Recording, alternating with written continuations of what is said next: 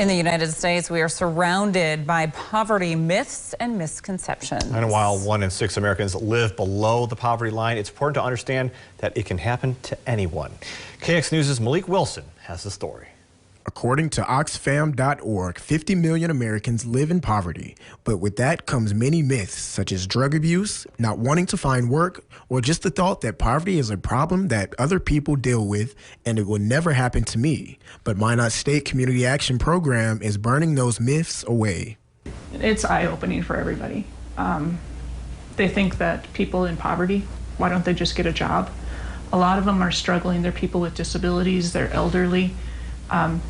They don't have an opportunity to get a job, or if they do have a job, it's not high enough paying. The simulations reflected real-life situations that could easily occur and if dealt with wrong could leave many penalties. I was the father of a family of two, one child, and I had a spouse, but our father-in-law also lived with us.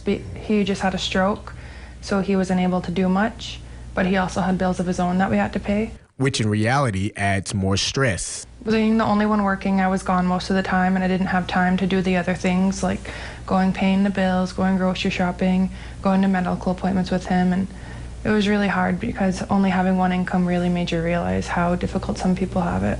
And with educational programs like these, only helps to raise the awareness. I think that it's really important for us all to know what they're going through, because even me, I didn't grow up in that, so just seeing and understanding the struggles that they are going through. Planning ahead is something most don't do well, and in the blink of an eye, you and your family could easily find yourselves well below the poverty line. Training 43% of people cannot pay a $400 emergency bill that comes up. And that was really surprising to me. A lot of people are just one paycheck or one emergency away from living in poverty.